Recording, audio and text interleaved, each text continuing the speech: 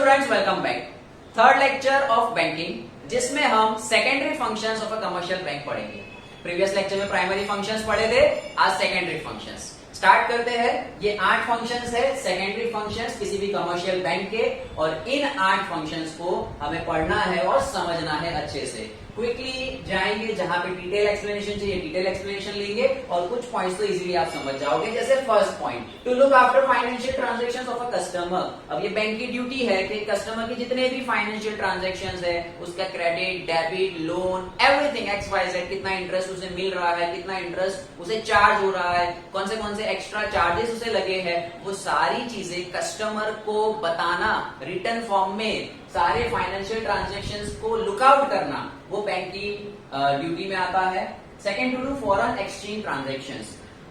Customers, कई सारे customers ऐसे होते हैं जिन्हें फॉरेन एक्सचेंज की जरूरत पड़ती है और बैंक को भी जरूरत पड़ती है। तो कई बार जितने भी बैंक है वो खुद भी फॉरेन एक्सचेंज मतलब फॉरेन करेंसी का एक्सचेंज रखना। सो देयर आर कस्टमर्स जो इंपोर्ट एक्सपोर्ट का बिजनेस करते हैं या फ्रिक्वेंटली अदर कंट्रीज से आना जाना उनका होता है, तो उन्हें फॉरेन करेंसीज या तो बैंक को देनी होती है। जैसे डॉलर्स लिए, पर्टिकुलर बैंक को दिए और वो डॉलर को इंडियन रुपीज में कन्वर्ट कर लिया, या कई बार कस्टमर को इंडियन रुपीज के एक्सचेंज में फॉरेन करेंसी चाहिए for XYZ different reason.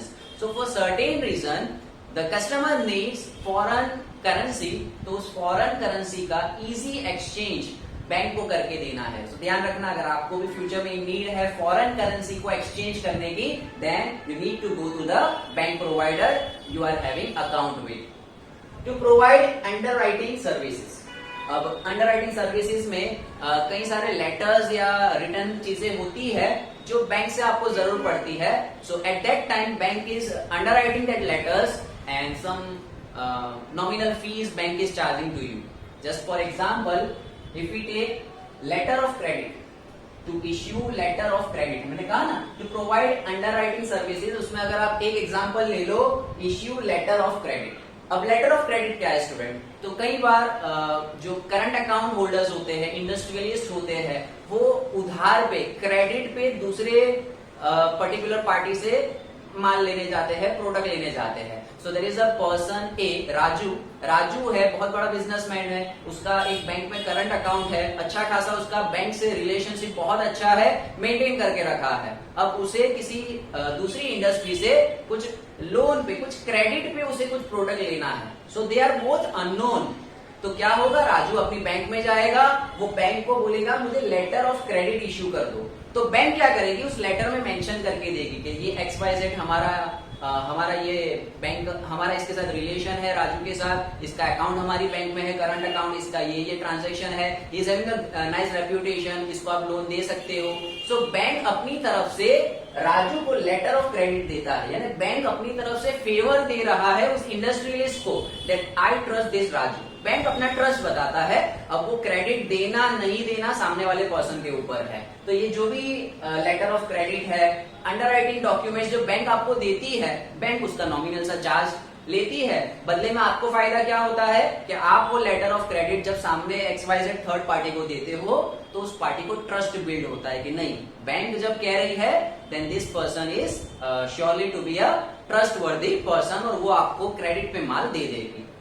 Then to issue TC, DD, PO, OD, कई सारी और चीजें हैं। तो क्या है ये सारी चीजें?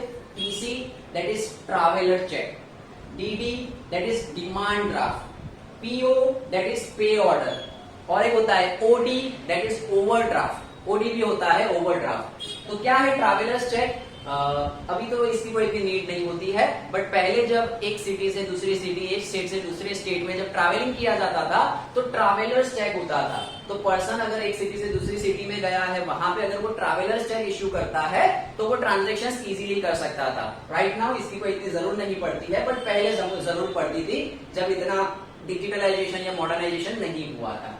DD, PO और OD क्या है? DD means demand draft, PO means पे ऑर्डर। अब DD और PO, डिमांड ड्राफ्ट और पे ऑर्डर, आप इनको चेक की तरह कंसीडर कर सकते हो, लेकिन छोटा सा डिफरेंस है। चेक के अंदर क्या होता है कि जिस पर्सन को आप चेक लिख के देते हो, वो बैंक उसे उतना अमाउंट देने का वादा कर रही है, बट क्या होता है कई बार चेक बाउंस भी होता है। But demand draft pay order ही कभी बाउंस नहीं होगा। डिमांड ड्राफ्ट पे ऑर्डर के अंदर सपोज मुझे किसी पर्सन को, सपोज स्टेट के बाहर महाराष्ट्र में, मैं गुजरात में हूं, मुझे महाराष्ट्र के किसी डीलर के साथ बिजनेस करना है, we don't know each other, इतना हमको ट्रस्ट नहीं है एक दूसरे के ऊपर, तो वो मुझसे चेक नहीं लेगा।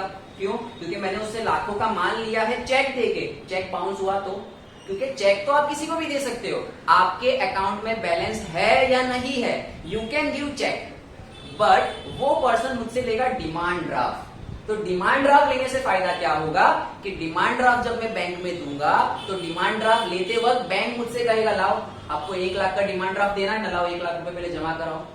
तो डिमांड ड्राफ्ट, पे ऑर्डर, ये amount prior to the notice उस बैंक को हम जमा कराते हैं। तो बैंक जब डिमांड ड्राफ्ट हमें भेजेगा, इट मींस उतना पैसा बैंक ने पहले मुझसे ले लिया है। अगर मैं किसी को 1 लाख का डिमांड ड्राफ्ट दूं और 1 लाख का चेक दूं, कौन सा ज्यादा सेफ है? डिमांड ड्राफ्ट ज्यादा सेफ है। क्यों?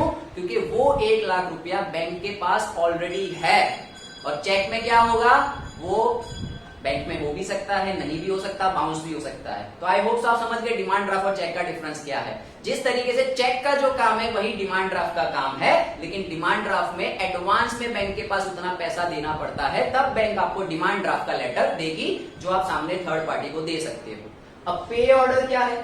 पे ऑर्डर भी सिमिलर है, लेकिन डिमांड ड्राफ्ट और पे ऑर्डर में छोटा सा डिफरेंस है। डिमांड ड्राफ्ट आप अदर सिटी में भी दे सकते हो, अहमदाबाद से, मुंबई, मुंबई से किसी अदर सिटी में, Surat, but pay order within the city ही दिया जाता है। तो अहमदाबाद में अगर मेरी ब्रांच है तो मैं अहमदाबाद के अंदर ही पे ऑर्डर्स दे सकता हूं। So demand draft, pay order दोनों सेम है, भाई भाई है। Demand draft, pay order, they both are similar to cheque, but इनमें आपको पहले पैसे देने होते हैं एडवांस में। डिमांड ड्राफ्ट आप इंटर सिटी, दूसरी सिटी में भी दे सकते हो, pay order within the city होता है। अच्छा, इसके अलावा एक और चीज है ओडी। ओडी है ओवरड्राफ्ट, मेंशन कर लेना यहाँ पे ओडी। पहले हमने देखा to issue letter of credit, travellers cheque, demand draft, pay order. एक और बहुत ही इंपॉर्टेंट सर्विस होती है, दैट इज ओवरड्राफ्ट। ओवरड्राफ्ट क्या होता है कि कई बार हम अलग अलग पार्टीज को चेक दे देते हैं, और सपोज मैंने किसी को 90,000 रुपीज का चेक दिया है, और उसी के साथ साथ मेरा एक मोबाइल का इंस्टॉलमेंट या ईएमआई भी कटने वाला है 5,000 रुपए। तो मुझे पता है कि मेरे अकाउंट में 90,000 थे, तो मैंने सामने पर्सन को 90,000 का चेक दे दिया। बट अनफॉर्चुनेटली जिस दिन मैंने जिस डेट का चेक दिया है, उस डेट से एक दिन पहले 5,000 रुपए का मोबाइल का ईएमआई कट गया, तो मेरे बैंक में होगा 85,000 रुपीज। तो अब जब वो पर्सन के पास चेक जाएगा, चेक बाउंस हो जाएगा, और चेक बाउंस होना बहुत ही गंदी रेपुटेशन होती है, भागदौड़ होती है, कई सारे डिफरेंट फिर प्रोसीजर्स करने पड़ते हैं आपको, एक सिर्फ 5,000 रुपीज के लिए। ऐसा नहीं है कि आपने 90,000 का कुछ फ्रॉड किया था, बाय मिस्टेक आपके अकाउंट में 90,000 के बदले 85,000 हो गए। तो अब अगर बैंक का आपके साथ रिलेशन अच्छा है, depending on the relation of yours with the bank, bank कई बार क्या करेगी, आपको ओवरड्राफ्ट दे देगी। यानी आपके अकाउंट में भले 85,000 है, बट वो पार्टी का 90,000 का चेक बैंक क्लियर कर देगी। तो आपका ये 5,000 रुपए बैंक ने आपको क्या दिया, ओवरड्राफ्ट दिया, एडवांस उधारा दे दिया, डिपेंडिंग ऑन द रिलेशन। अगर बैंक को आपसे ट्रस्ट नहीं है, आपके अकाउंट में 1,000-2,000 रुपए मुश्किल से रहते हैं, और आप किसी को लाखों का चेक दे दो तो वो चेक बाउंस होगा।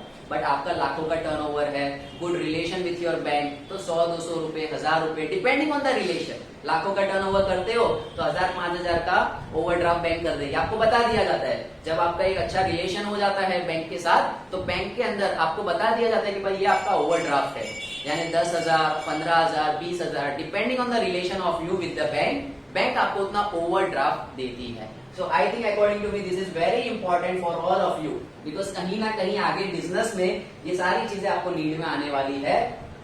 Letter of credit, travellers cheque, demand draft, pay order and overdraft. Now coming to the fifth point, to provide ATM, demat, SDV services.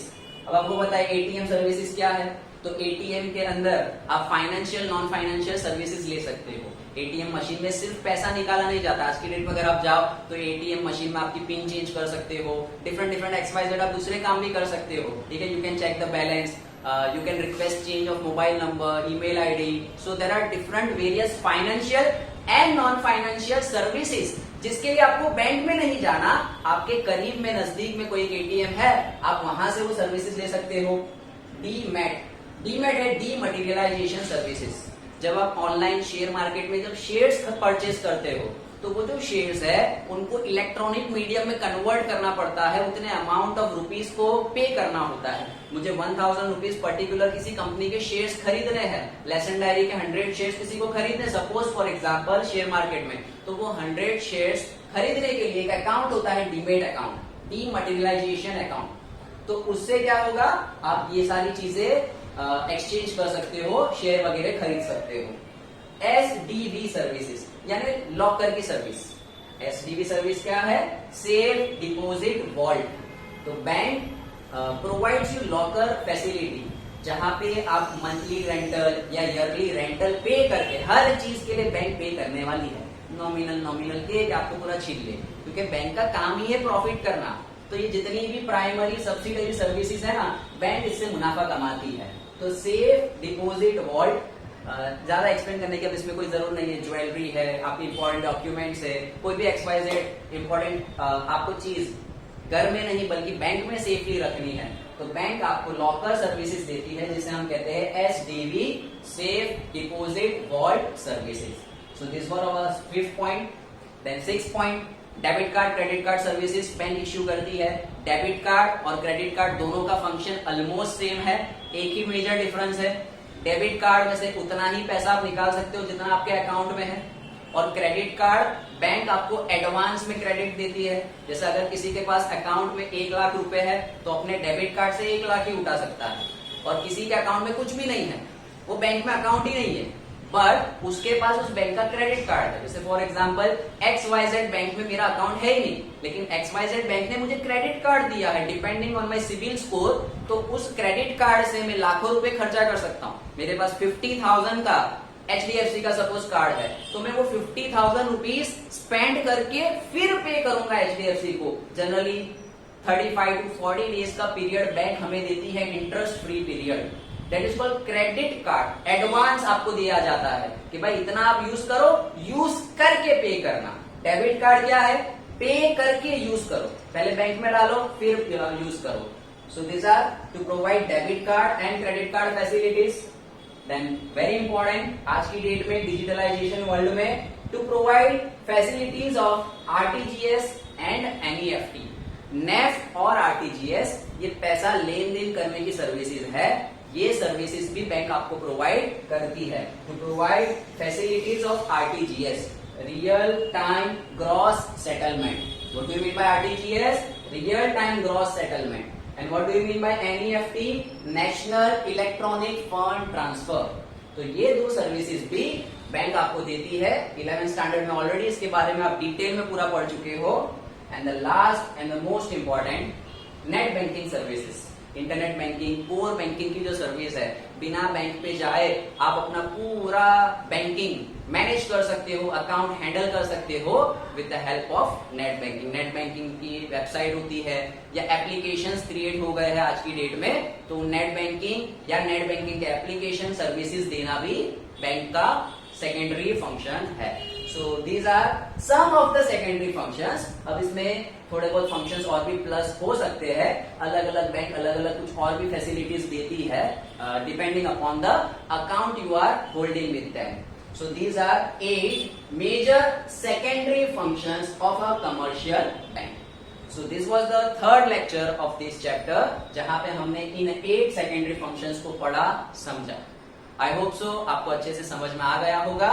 Now over here we completed functions of commercial bank. Commercial bank यानी कि scheduled banks खत्म हुई। हमने chapter की starting में ही पढ़ा था, 2 type के classification, scheduled bank and central bank. तो शेड्यूल्ड बैंक खत्म हुई, अब हमें पढ़ना है central bank, RBI, reserve bank of India, यानी कि एपेक्स बैंक ऑफ इंडिया। तो RBI क्या है? हमने सिर्फ लेक्चर की स्टार्टिंग में चैप्टर में देखा था कब एस्टेब्लिश हुई और कब नेशनलाइज हुई। अब RBI का इंपॉर्टेंस, RBI के monetary and non monetary functions, RBI कौन सी चीजें रेगुलेट करती है, वो सारी चीजें हम पढ़ेंगे नेक्स्ट लेक्चर में। The Shahenshah of all the bank, उसके बारे में हमें पढ़ना है कमिंग लेक्चर में। I hope so you understood everything clearly and easily. Thank you so much.